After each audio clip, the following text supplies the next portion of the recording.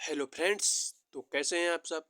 तो फ्रेंड्स, आज है हमारी क्लास सेवेंथ का चैप्टर नंबर 8, 18वीं शताब्दी में नए राजनीतिक गठन। और आज है क्लास 7 की एनसीईआरटी कंप्लीट हो जाएगी और कल से हम इस शुरुआत करेंगे क्लास एट्थ की। तो क्लास को लास्ट तक जरूर देखिएगा, क्योंकि एनसीईआर सीटेट एनसीईआरटी से लाइन बाय लाइन प्रश्न पूछती है। तो चलिए क्लास की शुरुआत करते हैं। और अगर अभी तक आपने चैनल को सब्सक्राइब नहीं किया है तो चैनल को सब्सक्राइब जरूर कर लीजिए। यदि आप मानचित्र 1 और 2 को ध्यानपूर्वक देखेंगे तो आपको पता चलेगा कि 18वीं शताब्दी के पूर्वार्ध के दौरान उपमहाद्वीप में कुछ विशेष रूप उल्लेखनीय से घटनाएं घटी। और गौर कीजिए कि स्वतंत्र राज्यों में से मुगल साम्राज्य की सीमाएं किस तरह बदली।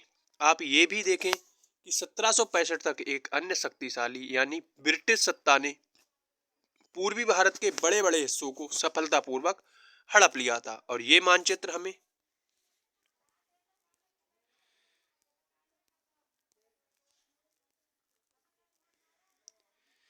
यह दर्शाते हैं कि 18वीं शताब्दी एक ऐसी अवधि थी जब भारत में राजनीतिक परिस्थितियां अपेक्षाकृत एक छोटे से समय अंतराल में बड़ी तेजी से अचानक बदलनी शुरू हो गई थी। और इस अध्याय में हम 18वीं शताब्दी के पूर्वार्ध, मोटे तौर पर 1707 में जब औरंगजेब की मृत्यु हो गई थी, से लेकर 1761 तक पानीपत की तीसरी लड़ाई के दौरान महाद्वीप में उत्पन्न हुई नई राजनीतिक शक्तियों के बारे में पढ़ने वाले हैं। मुगल साम्राज्य और परवर्ती मुगलों के लिए संकट की स्थिति। अध्याय 4 में आपने देखा था कि मुगल साम्राज्य अपनी सफलता की ऊंचाई पर किस प्रकार पहुंचा था, और फिर 17वीं शताब्दी के अंतिम के वर्षों में उसके सामने तरह तरह के संकट किस प्रकार खड़े होने लगे। और ऐसा अनेक कारणों से हुआ था। बादशाह औरंगजेब ने दक्कन में 1679 से लड़ाई लड़ते हुए साम्राज्य के सैन्य और वित्तीय संसाधनों को बहुत अधिक खर्च कर दिया था। और औरंगजेब के उत्तराधिकारियों के शासनकाल में साम्राज्य की प्रशासन कार्य कुशलता भी समाप्त होने लगी और मनसबदारों के शक्तिशाली वर्गों को बस में रखना केंद्रीय सत्ता के लिए कठिन हो गया। और सूबेदार के रूप में नियुक्त अभिजात अक्सर राजस्व और सैन्य प्रशासन, जिसको दीवानी और फौजदारी भी कहते हैं, दोनों कार्यालयों पर नियंत्रण रखते थे। इससे मुगल साम्राज्य के विशाल क्षेत्रों पर उन्हें विस्तृत राजनीतिक, आर्थिक और सैन्य शक्तियां मिल गई थीं। जैसे जैसे सूबेदारों ने प्रांतों पर अपना नियंत्रण सुदृढ़ किया, राजधानी में पहुंचने वाले राजस्व की मात्रा में कमी आती गई और उत्तरी तथा पश्चिमी भारत के अनेक हिस्सों में हुए जमींदारों और किसानों के विद्रोहों और कृषकों आंदोलनों ने इन समस्याओं को और भी गंभीर बना दिया। कभी कभी ये विद्रोह बढ़ते हुए करों के भार के विरुद्ध किए गए थे, और कभी कभी ये शक्तिशाली सरदारों के द्वारा अपनी स्थिति को सुदृढ़ बनाने की कोशिशें थीं। अतीत में भी विद्रोही समूह ने मुगल सत्ता को चुनौती दी थी, और परंतु अब ऐसे समूहों के क्षेत्र आर्थिक संसाधनों का प्रयोग अपनी स्थितियों को मजबूत करने के लिए किया गया। जिस तरह से धीरे धीरे राजनैतिक व आर्थिक सत्ता प्रांतीय सूबेदारों, स्थानीय सरदारों व अन्य समूहों के हाथों में आ रही थी, और औरंगजेब के उत्तराधिकारी इस बदलाव को रोक ना सके थे।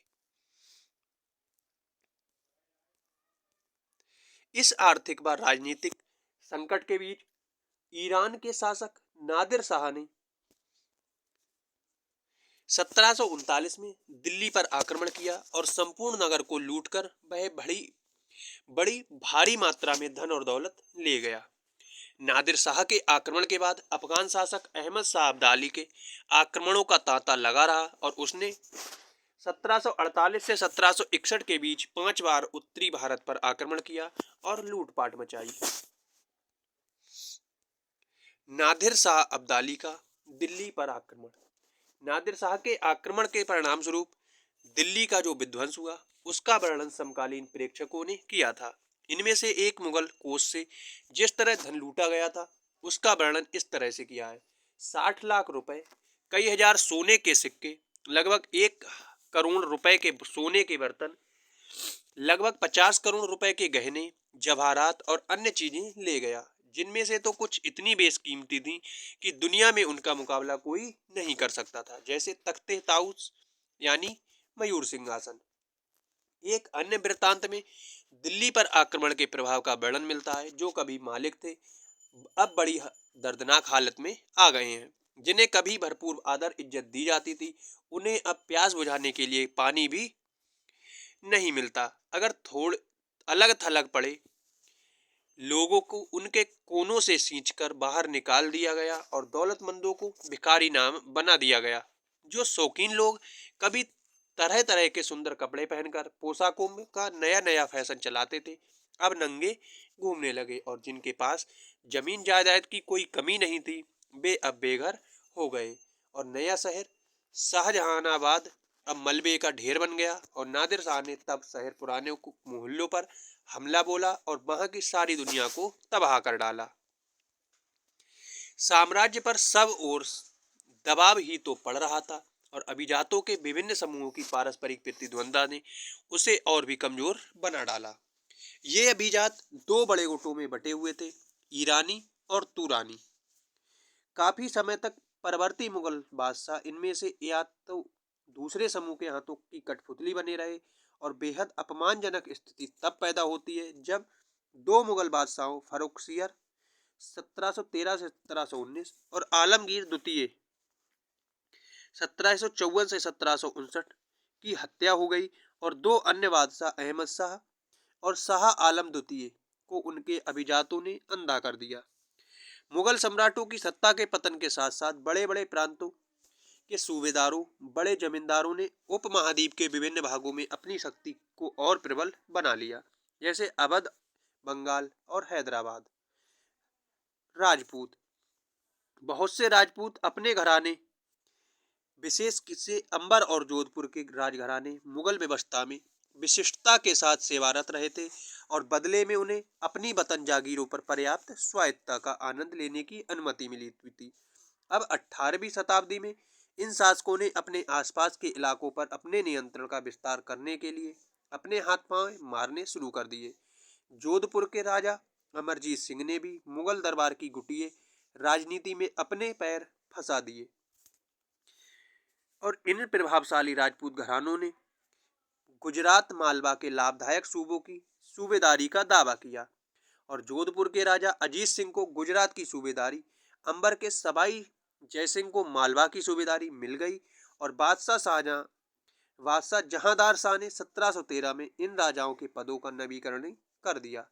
उन्होंने अपने वतनों के पास पड़ोस के शाही इलाकों के कुछ हिस्सों पर कब्जा करने की कोशिशें की, और जोधपुर घराने ने नागौर को जीत लिया और अपने राज्य में मिला लिया। दूसरी ओर अंबर ने भी बूंदी के बड़े बड़े हिस्सों पर अपना कब्जा कर लिया, और सवाई जय सिंह ने जयपुर से अपनी नई राजधानी स्थापित की, और उसे 1722 में आगरा की सूबेदारी दे दी गई। 1740 के दशक में राजस्थान में मराठों के अभियानों ने रजवाड़ों पर भी भारी दबाव डालना शुरू कर दिया, जिससे उनका अभियान विस्तार आगे ही रुक गया। आज़ादी हासिल करना, उसमें आते हैं। सबसे पहले बात करते हैं सिखों की। अध्याय 6 में आपने पढ़ा कि 17वीं शताब्दी के दौरान सिख एक राजनीतिक समुदाय के रूप में गठित हो गए, और इससे पंजाब के क्षेत्रीय राज्य निर्माण को बढ़ावा मिला। गुरु गोविंद सिंह ने 1699 में खालसा पंथ की स्थापना से पूर्व उसके पश्चात राजपूत व मुगल शासकों के खिलाफ कई लड़ाइयां लड़ी थीं। 1708 में गुरु गोविंद सिंह की मृत्यु के बाद बंदा बहादुर के नेतृत्व में खालसा ने मुगल सत्ता के खिलाफ विद्रोह किया, और उन्होंने बाबा गुरु नानक और गुरु गोविंद सिंह के नामों के सिक्के गढ़कर अपने शासन को सार्वभौम बना दिया। सतलुज और यमुना नदियों के बीच के क्षेत्र में उन्होंने अपनी प्रशासन की स्थापना की, और 1715 में बंदा बहादुर को बंदी बना दिया गया, और उसे 1716 में मार दिया गया था। 18वीं शताब्दी में कई योग नेताओं के नेतृत्व में सिखों ने अपने आप को पहले जत्थों में और बाद में मिसलों में संगठित कर लिया और इन जत्थों और मिसलों की संयुक्त सेनाएं दल खालसा कहलाती थी। उन दिनों दल खालसा बैसाखी और दीपावली के पर्वों पर अमृतसर में मिलता था और इन बैठकों में वे सामूहिक निर्णय लिए जाते थे जिन्हें गुरमत्ता गुरु के प्रस्ताव कहा जाता था। और सिखों ने राखी व्यवस्था स्थापित की जिसके अंतर्गत किसानों ने उनकी उपज का 20% कर के रूप में लेकर बदले में उन्हें संरक्षण प्रदान किया जाता था। गुरु गोविंद सिंह ने खालसा को प्रेरित किया था कि शासन उनके भाग्य में है, राज्य करेगा खालसा। और अपने सुनियोजित संगठन के कारण खालसा पहले मुगल सूबेदारों के खिलाफ और फिर अहमद शाह अब्दाली के खिलाफ सफल विरोध का प्रकट कर सका। अहमद शाह अब्दाली ने मुगलों से पंजाब का समृद्ध प्रांत और सरहिंद की सरकार को अपने कब्जे में कर लिया था। खालसा ने 1765 में अपना सिक्का गढ़कर सार्वभौम शासन की घोषणा की और ये महत्वपूर्ण है कि सिक्के पर उत्कीर्ण शब्द वही थे जो बंदा बहादुर के समय में खालसा के आदेशों में पाए जाते थे। 18वीं शताब्दी के अंतिम भाग में सिख इलाके सिंधु से यमुना तक फैले हुए थे और यद्यपि विभिन्न शासकों में बटे हुए थे।